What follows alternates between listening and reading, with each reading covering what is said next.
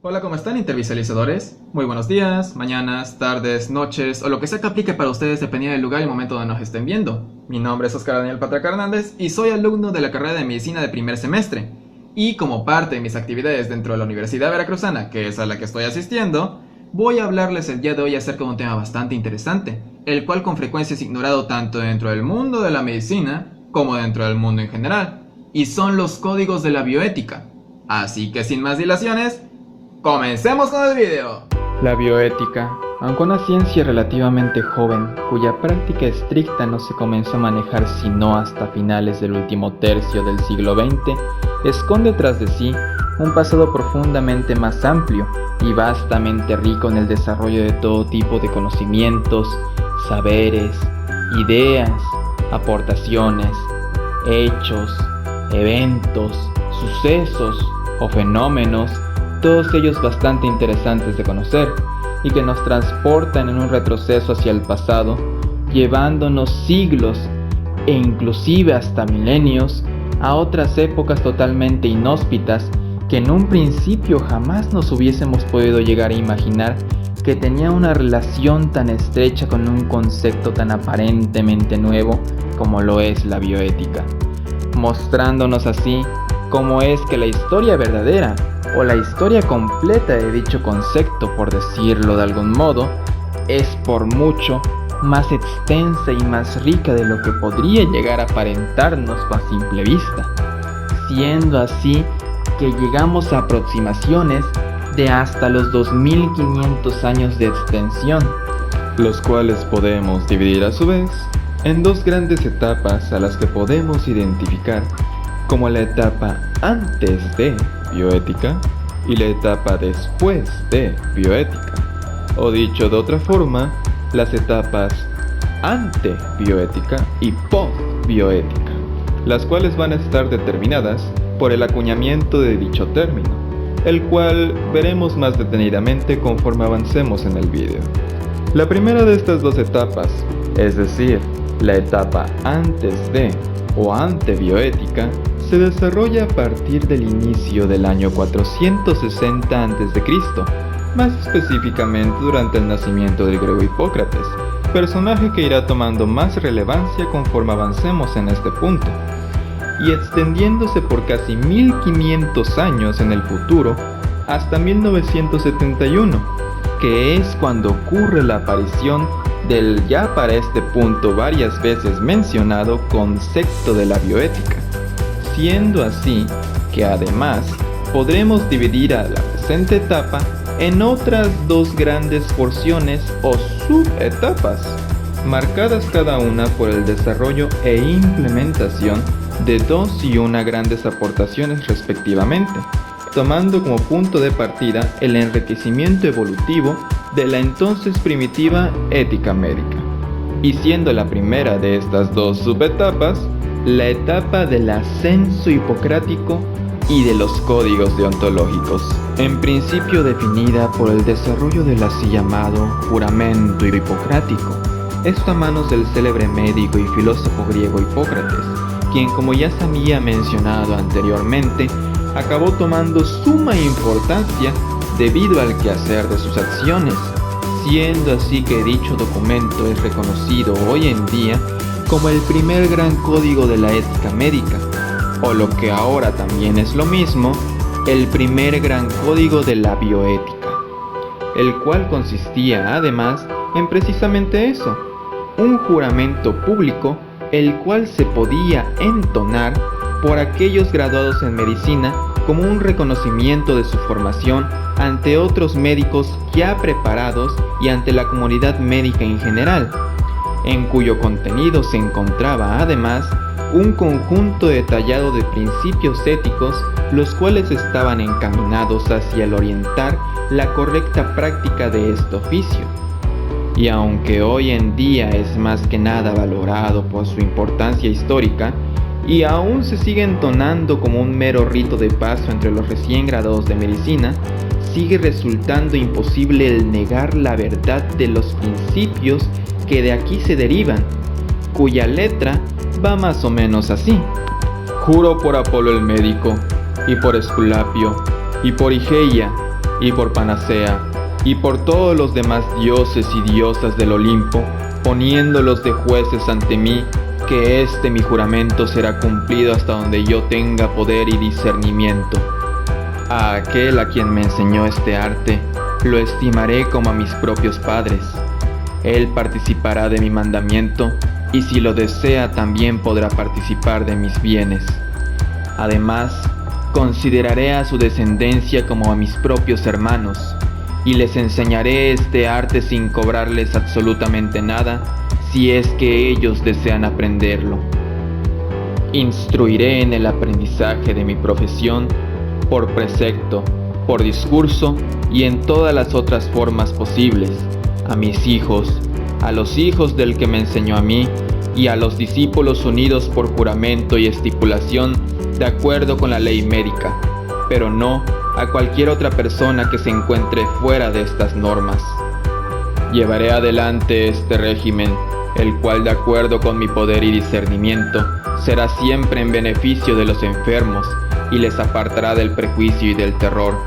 A nadie jamás daré una droga mortal, aun cuando ésta me sea solicitada, ni daré consejo alguno con este fin. De la misma forma, jamás administraré a ninguna mujer pesarios para provocarle el aborto, y trataré de mantener siempre puras mi vida y mi arte. Jamás operaré a nadie por cálculos, dejando en el camino a todos aquellos que trabajasen en dicha práctica, y a cualquier casa que entre yo, iré siempre por el beneficio de los enfermos, absteniéndome en todo momento del error voluntario y de la corrupción, y de la lasciva con las mujeres u hombres libres o esclavos. Guardaré silencio sobre todo aquello que ya sea en mi profesión o fuera de ella, oiga o vea en la vida de los hombres que no deba ser público, manteniendo estas cosas de tal manera que no se puedan hablar de ellas. Si yo cumplo ahora con este juramento y no lo quebranto jamás, que los frutos de la vida y del arte sean míos, y que sea siempre honrado por todos los hombres, pero que me ocurra lo contrario si es que lo quebranto y soy perjuro. Terminando ya con el juramento hipocrático, tenemos el comienzo de la segunda gran aportación de esta primera subetapa, la cual consiste en el inicio del levantamiento y el apogeo en el desarrollo de la así llamada deontología médica, allá por inicios del segundo cuarto del siglo XIX,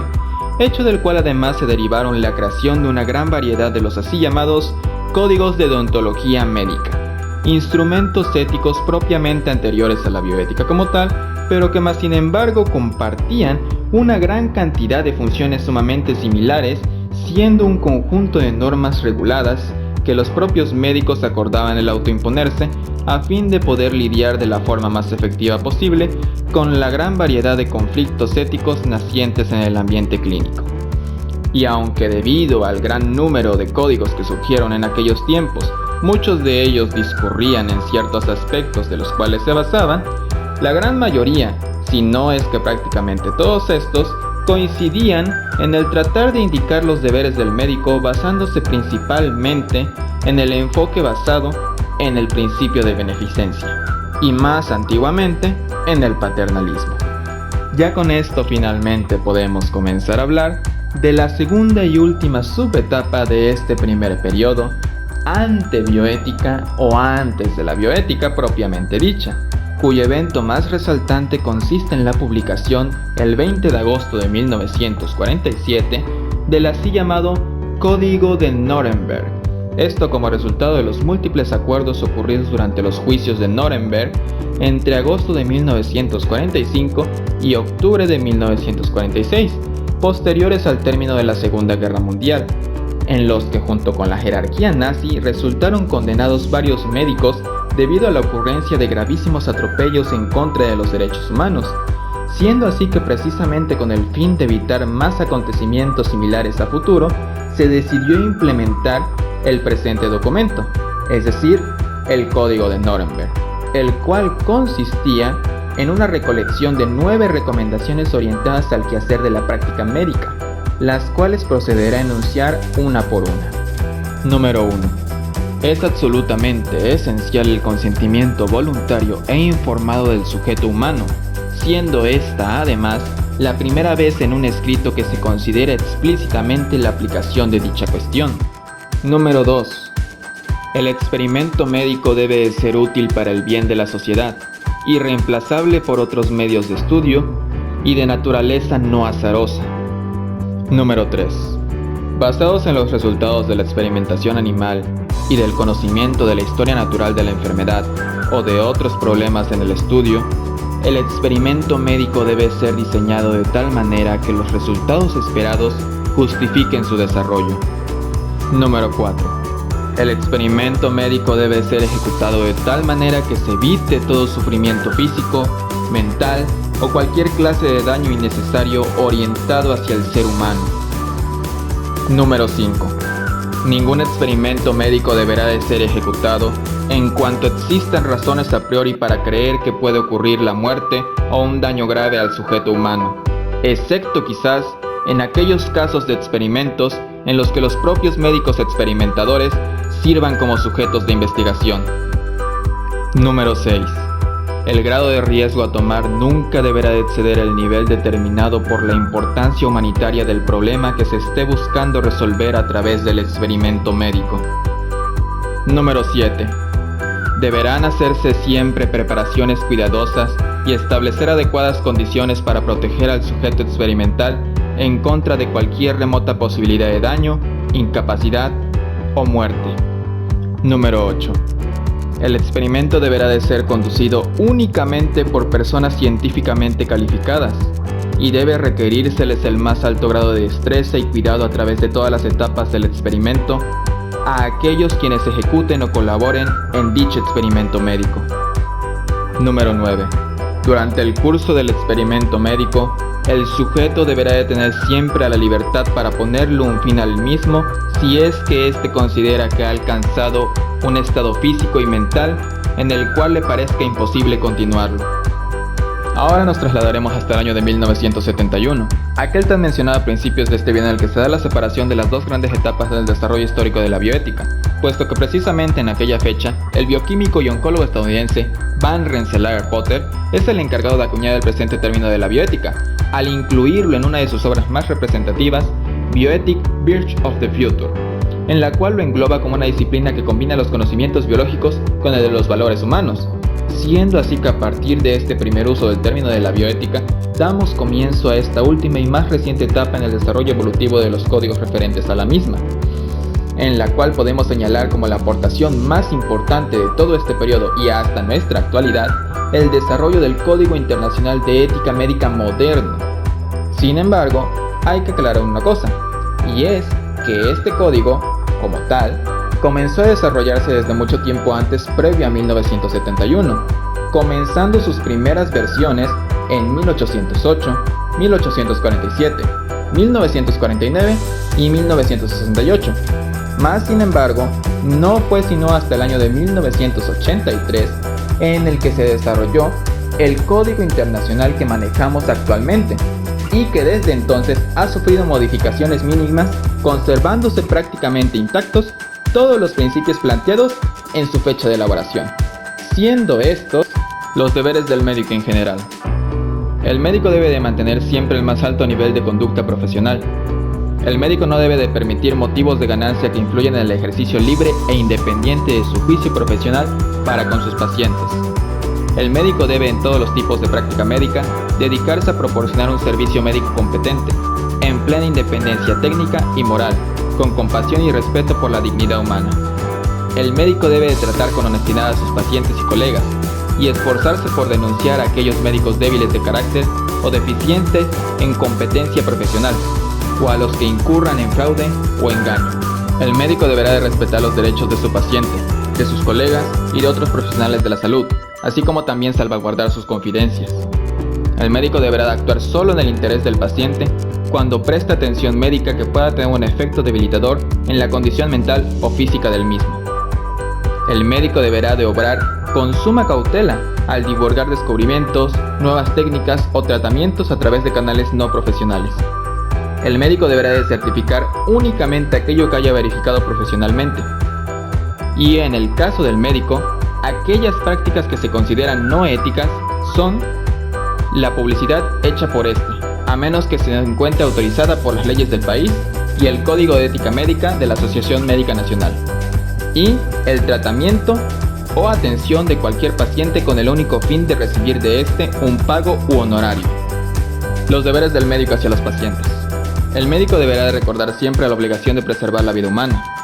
El médico debe a sus pacientes todos sus recursos en ciencia y toda su lealtad, y en caso de que un examen o tratamiento sobrepase su capacidad, este deberá de llamar a otro médico calificado en la materia para corroborar los resultados. El médico deberá de guardar absoluto secreto de todo lo que se le haya confiado por parte del paciente, e incluso aún después de la muerte del mismo. El médico, en una situación de urgencia, deberá siempre seguir su deber humanitario y prestar la atención necesaria, a menos de que esté presente otro médico que se sepa, pueda y quiera ayudar ante dicha situación. Y finalmente, los deberes de los médicos entre sí. El médico debe de comportarse hacia sus colegas como él desearía que ellos se comportasen con él. El médico no debe de atraer a los pacientes de sus colegas. Y por último, el médico debe de observar los principios presentes en la Declaración de Ginebra para aplicarlos en su práctica diaria. Y bueno, con esto finalmente podemos dar por concluido el presente video. Así que sin más intervisualizadores, me despido de ustedes y espero que lo aquí planteado les haya resultado de utilidad. Siendo que de ser así, no se olviden de dejarnos su pulgar arriba y compartirnos para que este contenido llegue a más personas. Bye y hasta la próxima. Si es que hay una próxima, claro está.